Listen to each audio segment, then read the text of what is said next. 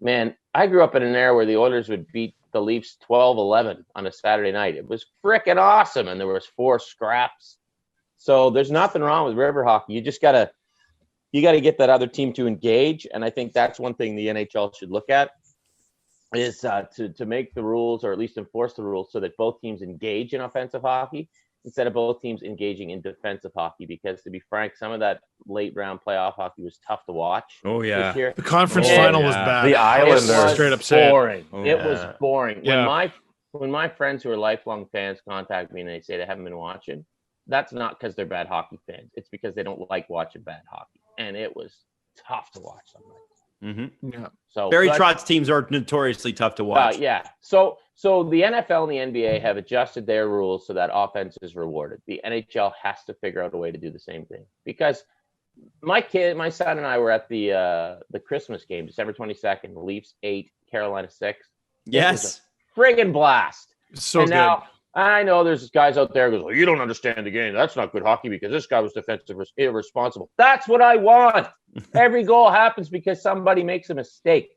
Let's make mistakes happen. So, boys, I got a ton of theories on how you can make mistakes happen and how you can open the game up. But, What do you got? Can we hear it? Oh, you want to hear it? Why Yes. You got a podcast. Come on. Okay. Hear me out. One rule only. Yeah. There is a one. Here's your one. One coach only. Only one coach behind the bench. Okay. Oh. And he doesn't have an earbud in his ear. He can meet with the eyes in the sky between periods. But I want to take technology out of the game, right? I want to go back to instincts.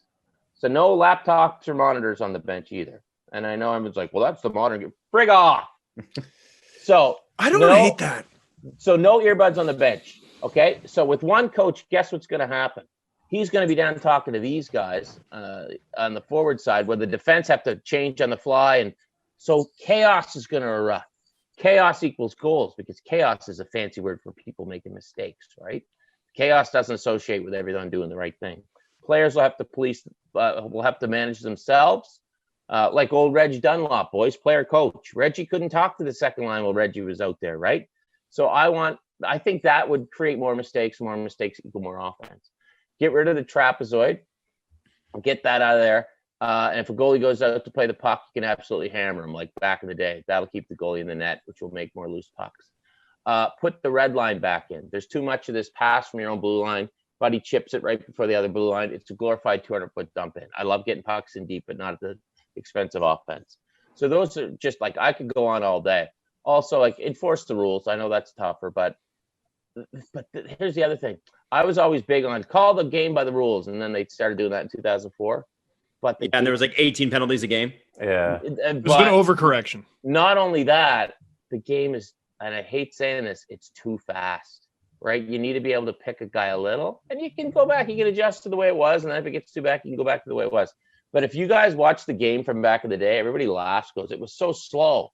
The players were just as fast. They just didn't have as many open lanes, right? Now, granted, most guys can skate a lot better than they did back then. Like the water bug in 1990, everyone's that water bug now, right? Everyone's that fast now. Theo Fleury, basically. Yeah. The speed of the game is insanity. So if people ask Sidney Crosby, what do you work on most? He's like, speed, because that's what's changed most since he's come into the game.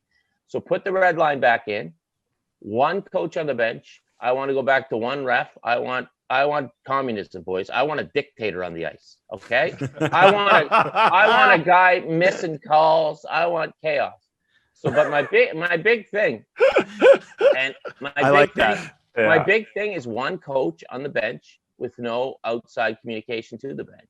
I think that'll encourage a lot of mistakes, and you can still have all your guys on the staff. You just keep them up in the press box, because I mean, you watch a game now, guys are breaking out their laptops on the bench, and all that is an immediate way to correct mistakes, and more mistakes equal more goals. And I know there's a lot of people that are going to scream and yell like, well, it's modern technology, you got to use everything you can, and I agree, but if the league eliminates it, it's illegal. So there's a lot of ways I think to change the game, and we got to start some outside of the box thinking, because I don't want to watch two teams put the other one to sleep, and the first one, his alarm suddenly goes off, wins the game. Bottom line, this is entertainment. And more people will spend their hard-earned cash if they're entertained. So, Right. There you Right. go. What do you guys think they should do? You know what, man? I like. And goalie equipment, for God's sake. Oh yeah, Oh, it's yeah. ridiculous. Oh. This idea that it's about protection, like, come on, you can protect a body and not have it be this wide. Yeah, and Like, if you know what, if you don't want to get bruised, don't be a goalie. Yeah. Jeez, how about that? Well, I mean, if they protect Marines and they're supposed to be as thin as possible, right? They're supposed to be able to fit. They can protect a goalie and not make him as like a tree. And I think my kid's a goalie. I took his second shot. I was on the ice with him the other day. I hit him right in the can. He didn't even flinch. And he's huge when he goes in nets. I'm like, man, you're a little wee man. Also, I mean, you could go back to like what do they used to have? The feathers in the pads, and the pads get heavier by the end of the game. I'm not sure. Yeah. But that's what's amazing, right? The pads are light. The gear is so light and it's so big. It doesn't have to be that big. And you know what's funny is like that's the Players Association rallying against that as it's a work safety issue or some weird terms they might use. I don't know. That's not an exact quote, but man, there's 23 guys in every roster. 21 of them aren't goalies. Let's go. Let's rally against the goalies, man. As I wear my against the goalies. As I wear my goalie hat, right? I love that. That's I think if you were to like change the game to make it more fun, like the defensive teams, unfortunately, like if you look at the late 90s Devils, who were the worst, just the worst team to ever watch ever, you know, and they would stifle their way to a Stanley Cup. It was a great way for a team that couldn't spend a lot of money to manage their lack of talent and win a cup. Yeah, and that's sort of what I saw. Skill.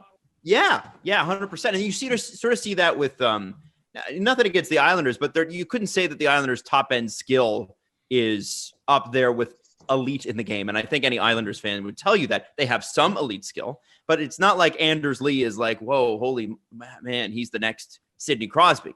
Barzal's great, but it's just him in that league, I would think. And I think with Barry Trotz, when he was in Washington, we forgot what it was like to watch when he was in Nashville. And so he's gone back to what it's like to watch Barry Trotz coach in Nashville. And there wasn't a lot of top end talent on those Nashville teams. Like David Legwand at your number one center. And so I think you got to find some way to break the tendency for teams to manage their lack of skill with just playing defensively and you know, basically holding down the fort until the game runs out. Because as you said, Ken, just from a purely economic standpoint, it's not good. It's not good for the game. No, it's not. So how do you do that? Because the coaches are paid to coach, and the easiest thing to coach is defense. And if I was Barry Trotz, and I've said this, I would do the same damn thing. You have 100%. To work with what you have. I don't blame Barry Trotz at all. But what you do is you gotta take some of that power out of the coach's hands, and I think that comes from taking some of them out from behind the bench. The game is so overcoached. It's so everything's a system. You used to play hockey, now you almost system hockey, right? Mm-hmm. And you got to take that power away, and the league has to figure out how to do it. Like people say, make the ice bigger. Don't do that. Go watch an international game. There's a reason I hate soccer, because it's boring. I don't want hockey to become soccer. And like try to work your way to the net when the rink's that wide. That's no way at all either. Yeah. Well, and people seem to think that that's going to up scoring. And if you look at the cage, point of game players are pretty rare. Yeah, that's not going to up your scoring. You could make it a little bigger, maybe a foot or two on each side, but no, you can take the posts and maybe angle them in as opposed to making them round. You can do things like that. But I'm big on smaller goalie equipment and start eliminating the coaches. Like not their jobs. They can still have 5 coaches on your staff. Just put 4 of them upstairs during the game. And what do you think of serving the entire power play? See, there's where you're going to get into trouble. I think that's probably a good idea, but then guess what's going to happen? Then refs will be even more reluctant to blow the whistle. Right. Refs are reluctant to blow the whistle now. I think they'd be even more reluctant to blow the whistle then. So that's like a Pandora's box one. But logically, it should totally make sense to serve the whole power play, shouldn't it? Mm-hmm. From a logical standpoint. But I can see people being more reluctant to call a penalty at that point. Interesting. Whatever they pick, I go back to the Ryan Reeves trade thing. Make your decision. and stick to it. I keep saying, because like the goalie equipment, this rule change, that rule change, offside reviews, and now we're going to alter it. So if your feetsies are on the ice, but now if your feetsies are off the ice, when there should be a rule where when you change a rule, you are not allowed to alter it for 10 years. And if you don't like it, you sit in your mess. Sit in it. Too many lawyers in the world, right? Like, who saw offside becoming what it's become? Like, it's just.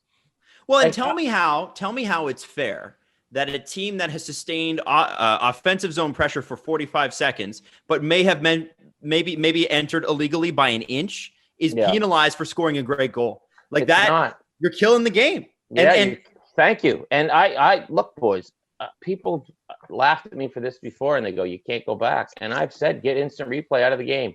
One league should be the first to step up and go, enough. We're the game is played by humans, right? When hockey was invented, when baseball was invented, when football was invented, they didn't invent the game going, in the future, we'll have a machine where we can review all this stuff. It was just pure. So let's bring it back to that. And mistakes are going to happen, man. There's going to be, there's people who still think Bob Nystrom's cup winner in 1980 was offside. And that's great. Gives us something to talk about. The foot in the crease goal, Brett Hull. Yeah. That goal lives on forever. Mistakes happen. We have to learn to live with mistakes. It seems like we've learned to live with mistakes in a lot of aspects of society, except for professional sports. And I get that, yes, you have to get it right. And we should use all means necessary to get it right. But should we really review that offside down to that little millimeter of a skate blade and 45 seconds later take a goal away? Is that really the right thing to do? But once you put it in print, the legalese says you have to. Well, if humans are playing, humans should be reffing, and human things are going to happen. Yeah. And I look at baseball. They've done more with instant analysis in baseball than they did with the entire Houston Astros cheating. It's crazy. Like they've tried to get that right. They didn't even bother with the Astros and something as stupid as banging on a trash can. I think the best quote to come out of baseball in the last little while was Theo Epstein, who stepped down from the Cubs. And, he got the World Series title in Boston. He got it in Chicago. He's an analytics guy. And he said, you know what? I used it to win the games. I'm paraphrasing, but he goes, the analytics, it's at the cost of producing an entertaining product. Baseball now, man, it's painful to watch. And it's because every decision is made not on feel. And it shouldn't always be on feel, obviously. But every decision is made by a pie chart or a graph. Like, what happened in Game 6 with Blake Snell coming out is freaking ridiculous. Crazy. And is that going to be the turning point? And if you watch baseball now, guys, it's not entertaining. Like, it used to be Tim Raines would get on first base, and on the broadcast, they'd show Raines on first, and they'd show the pitcher. They'd split the screen, and Raines would be leading off. And you go, is he going to run? And a ball would go into play, and he'd take off, and it was exciting. Or they'd try to pick him off, and it was exciting. And now, no one's going to steal a base. No. You're either going to hit a home run or hit a strikeout. They've sucked the entertainment value out of the game, and it's tough to watch. And hockey, man, it's that far away from going down that same slope because these analytics folks, they're just taking all the feel out of the game. It's so overcoached. And it's overcoached because everything is done on, what happens in this battle, in this corner, in this matchup? And it's driving me nuts as an old school fan with his Gordie Howe pin on the side of his hat. You're just taking away the pureness of it. And the argument on the other side is we've got to evolve. And I get that. I do. But I just want the game to be entertaining. And if you watch a baseball game and any old baseball tape, you're like, what is this? Why is they bunting? Why are they throwing over to first? Why is this guy running? And in hockey, man, people aren't taking risks anymore. And it's risk reward, right? You're either going to score or get scored on. And I want the game to be a gamble.